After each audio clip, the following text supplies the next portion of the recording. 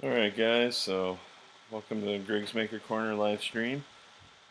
Today I'm going to be talking about my process for putting together some laser cut earrings. So I just, kind of the holiday season, I've got some orders coming in on my website, which I'll type in the chat if you want to check it out.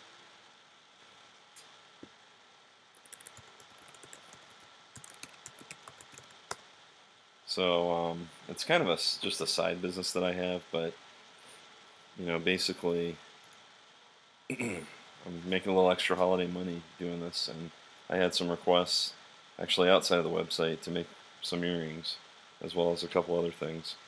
So I'm working on that tonight. Hoping to get this done and shipped out tomorrow.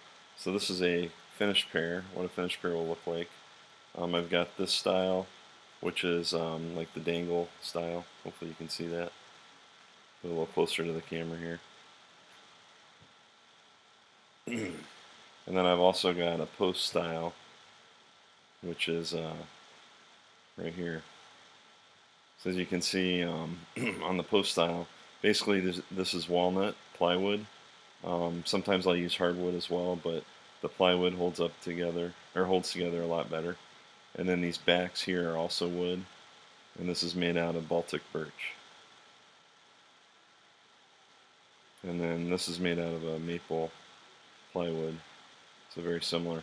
I also use one of the woods I like to use is a African mahogany called a sapel wood, and I really do like that wood.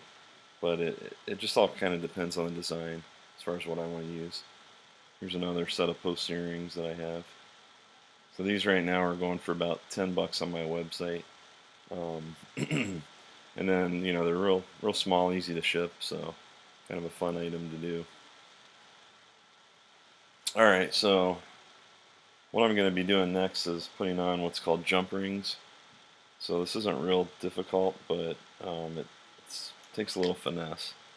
So the first thing you got to do is find the right size that you want. And if you look at this closely, you can kind of see that I have a real tiny hole. I think it's about maybe a millimeter and a half. And by the way, if if you guys join the chat, just feel free to hop in and say hello and ask any questions. I'll try to answer best I can. I know a lot of what is on my channel right now is around 3D printing, but I also do laser cutting, and I'm trying to do a few more videos on that. So the other thing is I just got a new webcam that I'm testing out. So it's a Logitech camera, I believe. So I noticed the one that I was using on my Prusa Mini live stream, it was just borrowed off of my CR10 printer, and it's definitely not the greatest quality. So thought I would try to up the game a little bit on that. Alright, so I'm going to start with this pair here. I think I'm going to go with silver.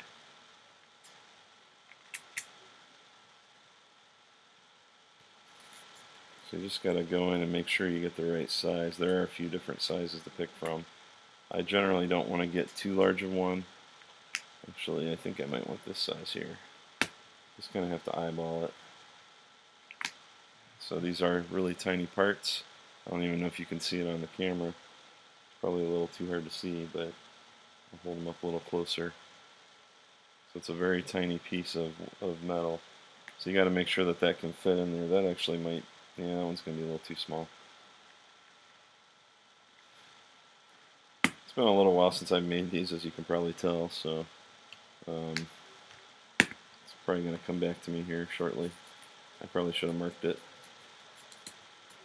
Most of these use the same size.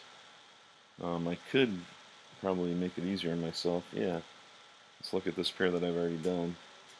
Yep, okay, so I found the right size. Alright, so once you find the right size of jump ring, the next thing you're going to do is insert it through the little tiny hole here. And then there's a tool you can use, but I prefer just to use pliers. But you can use the tool. And you kind of use it along with pliers, so the idea would just be that you put it in here and kind of bend it together. But I find that it's just as easy to do that, so sometimes even easier. So once you close the hole, you can kind of move it around a little bit, and then you're just going to put your ear wire on.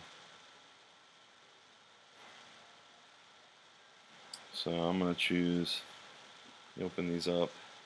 So I've got a bunch of different ones. Generally you want to try to match it up with the colors. I think I bought this kit on Amazon, but I'm not positive where I got it. It's been a while. Bought these about a year ago, most of these. And they last a while. I mean, unless you're cranking out, hundreds of pairs of earrings a month, you're not going to need anything much more.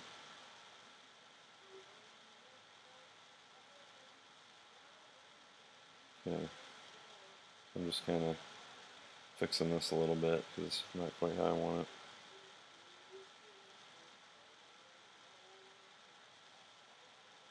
There we go, that's a little better.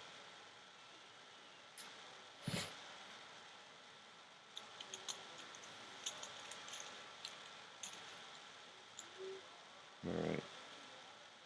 And then after that, actually before that, I need to bend it back. You really need to connect this in before you close it. Whoops. Not a big deal because it's very easy to maneuver. The other nice thing about these, this particular design, is you can very easily change them out if you want. So sometimes people will buy them, they won't maybe be thrilled about the color. So there you go, there's a completed one. Hopefully you can see that. Move these out of the way. That's a completed one there. So now I just need to do the other one. On my laser, there's also two sides of the wood. On this particular wood that I've used, it's about the same, but I want to make sure that I'm matching it up. So when I put the jump ring on, it stays in the same orientation. So it's really just a repeat of that process.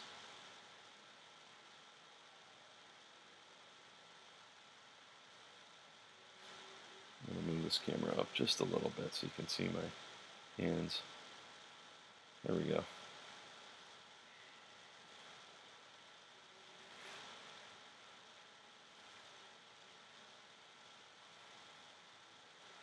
So I'm going to make this other side go out.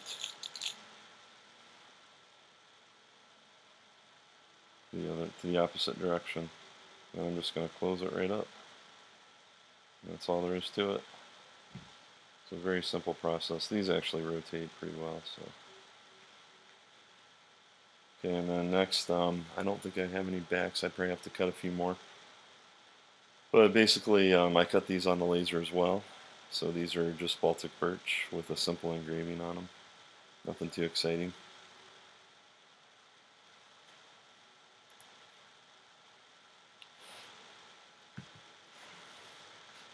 Alright, so I'm going to do these are one of my, I like these designs. It's kind of like a teardrop, I guess you could call it. Maybe a little different, but kind of a heart-shaped. These are pretty popular. I've sold quite a few of those, and then I like these as well, the leaf here. So these ones a lot of people enjoy. Actually made a pair for my wife last year, and she liked them. Wears them occasionally.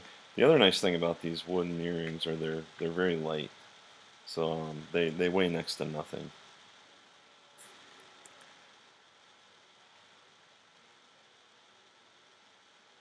Alright.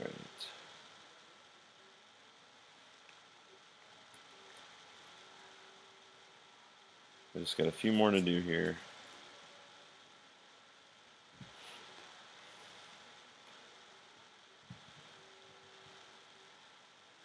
The process that I use for these, I have a laser called a Glowforge, and the Glowforge is actually a Kickstarter laser that I believe probably 3-4 years ago they started selling. Actually, it's been probably longer than that.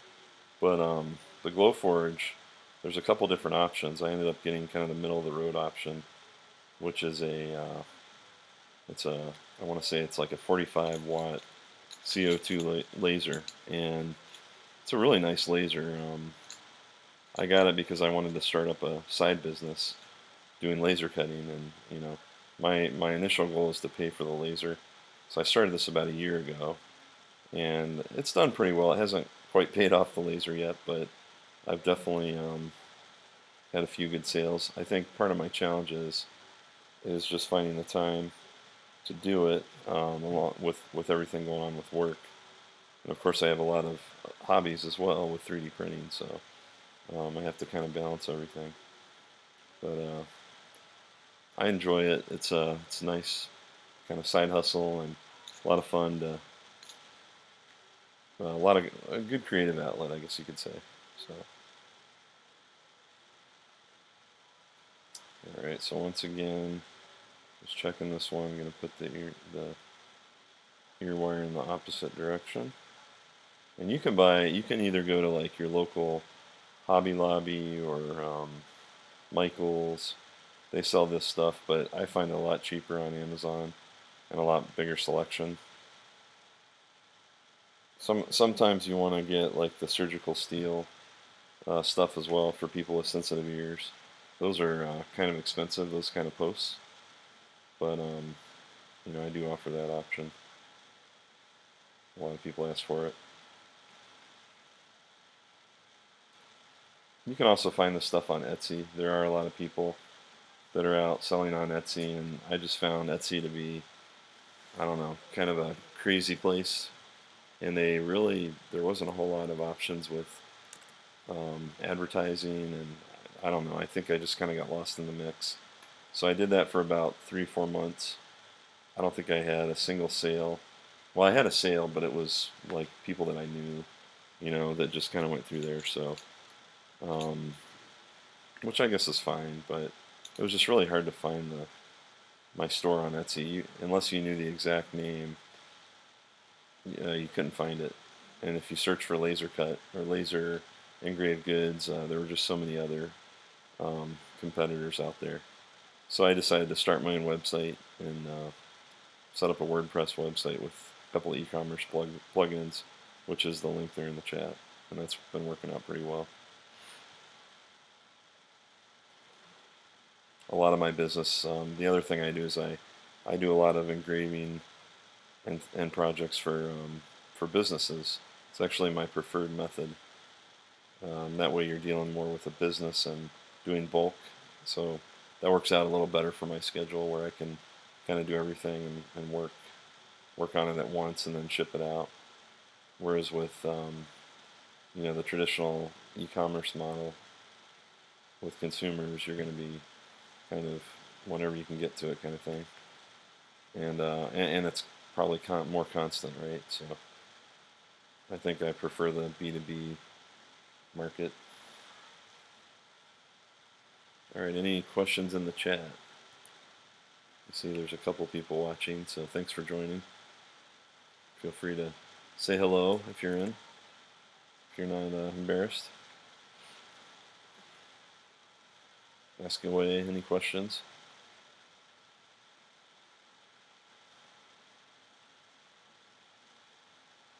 I was actually shopping today. Today's my first day off, technically, from my day job. And I went to the mall for my annual Christmas shopping trip. And while I was there, I was at a kiosk, and there was a gentleman who had all kinds of body piercings, and I don't know what you call those, but like the tribal earrings that are kind of big.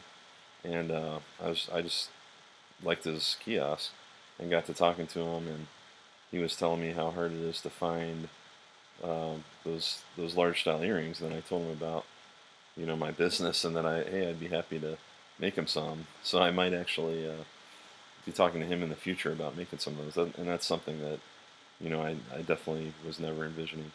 But some of the other stuff I've done, things like cutting boards, and I do plaques, I do stands. I can even engrave pictures. There's not a whole lot of stuff on my website right now, and that's kind of on purpose. But I've done a lot of leather. Actually, I have a leather keychain that I use, and I've been selling a few of those. I do these cool bookmarks as well. So there's all kinds of stuff. I'm going to show. Oops. 1 second here.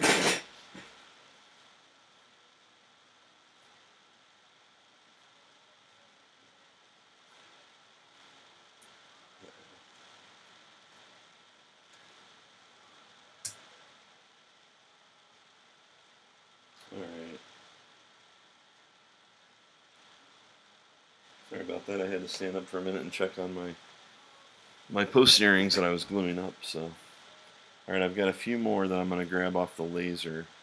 Unfortunately, I don't have an easy way to show the laser because I've only got the two cameras here. But let me grab those real quick.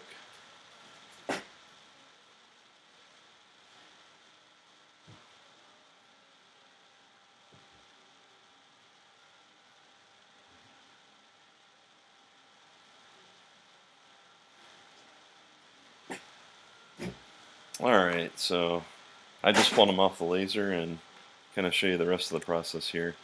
As you can probably see, these aren't quite as pretty as the ones that I just got done doing. I don't know if you can see that or not, but there's a masking on it. So one of the things that I have to do is so the reason there's a masking tape on there is to prevent the smoke. So when you're lasering it, of course it's burning the wood, and without the tape, you would get like a real smoky residue on the wood. It just, of course, it doesn't look that appealing, especially for jewelry. Maybe in some cases you'd want that, but in general, I prefer to not have it. So the wood that I'm using has been masked. I'm actually using, this is some wood that I had from some scrap Glowforge wood from a while back.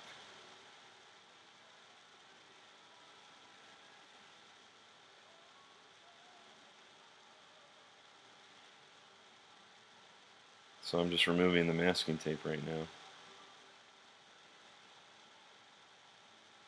And then once I get that done, it's pretty much good to go. Now, there are options. Some of the other wood that I use does not. So this wood's pre-stained and everything. It's got a nice polyurethane type finish on it. But a lot of the wood that I use, I'll just go buy it locally.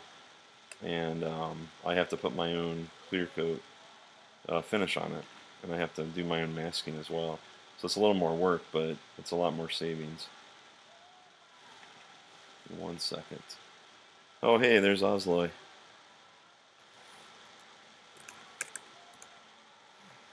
Hey, welcome back. Thanks for joining again. 1 second here. Alexa, stop. Just realized I had some Christmas music playing in the background, and I don't know that Google would like that too much. So hopefully, I don't know if it was picking up on the channel or not. But anyway, so Osloy, thanks for joining. I don't know if anybody else is out there, but feel free to jump in and say hello. So I'm doing a little bit different topic tonight. Instead of 3D printing on my Prusa Mini, which actually has been going pretty well, I'm doing some getting caught up on some laser work. So I have a few earrings and things that I'm selling.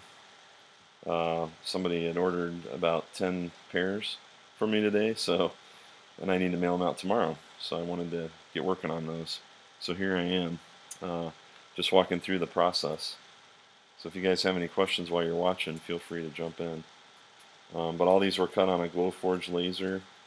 It's about I believe a 45 watt CO2 laser. It's pretty powerful, even though it's only 45 watt. It's got a really nice tube. It's also got autofocus. When I was doing research on lasers, there's a lot of other lasers that are out there, and a lot of people will buy the Chinese lasers, and I'm just not a big fan. Nothing against the Chinese, because they probably make the Glowforge, in fact, but a lot of the ones that you buy directly from China require a lot of tinkering, just like a lot of the 3D printers do.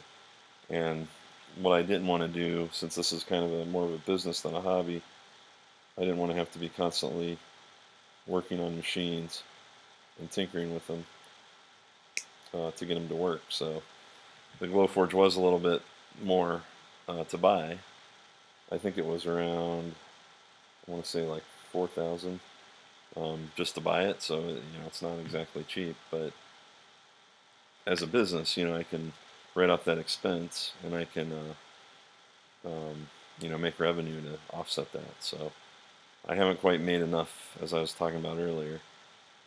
Yeah, Osloy, so I think there's a little bit of a lag on the chat, but it was about $4,000, And then the other thing is you have to buy like a filter, or at least I bought a filter because you don't have to, but if you're not using a filter, you have to vent it outside. And the venting situation just isn't ideal in my basement because I don't really have a good. You need like a 4-inch, kind of like a dryer vent to vent out of, and I just don't have that set up yet. So I bought a filter, and the filter was probably about $1,000. So the filter itself was also very expensive, and then on top of that, you have to buy cartridges every, I don't know, about every 3 months or so, and those are about $250. So it's definitely a lot of cost there. I'm probably going to go back to venting or do a venting setup because, I mean, that's just ridiculous in terms of paying that much for a cartridge. The cartridges will last about anywhere from 20 to 40 hours of cutting. You can get other cartridges too, but some of the commercial ones are even, $2,000-3,000. All right, so I'm almost done with these earrings. Again, nothing too excited. If you guys have any questions about the process, let me know. Yeah, I haven't made quite close to 4K. I probably made, I'm guessing at least half that though.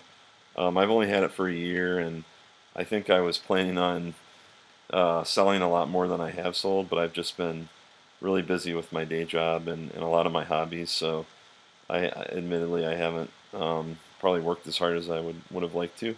But the nice thing is, I mean, when I'm on vacation for like 2 or 3 weeks, and even though it's getting a little down to the wire, I'm still getting people asking me about Christmas gifts and things that they want to buy some of the stuff. So that's helping a little bit. The nice thing about a business like this is you get a lot of good word of mouth if you do well with it. And I've had a lot of people just kind of talking and telling other people about it. So I've done pretty well that way. So that's been kind of nice. Yeah, the fumes are toxic. So they have what's called volatile organic compounds that are, kind of a byproduct of cutting.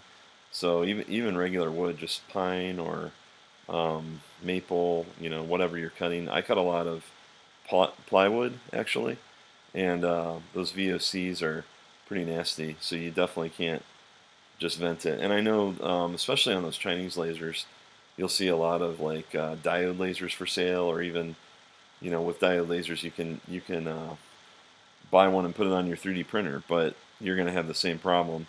And those diode lasers are also a lot less powerful, so you're going to be spending a lot more time trying to engrave or cut, and you may not even be able to cut through more than a couple millimeters. So this right here, these earrings are about 3 millimeters thick. I can go up to probably anywhere up to about a ½ inch actually. And in some cases, if it's like a less dense wood, like a walnut, I can go even more, like up to an inch almost. The other things I've engraved, some hammers. That was kind of fun. I did a craft show last year, and it was a lot of fun. I did keychains, hammers, other things like that. So, and then this is the other thing that I'm working on. I've got some of these that I just cut. These are just post earrings, and they're on a little back. So I cut the back on the plywood as well.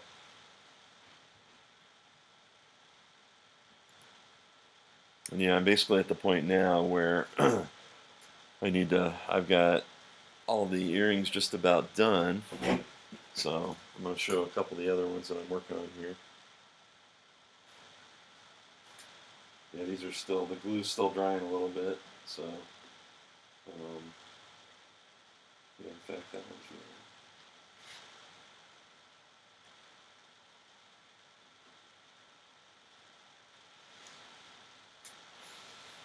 Yeah, so these are about done.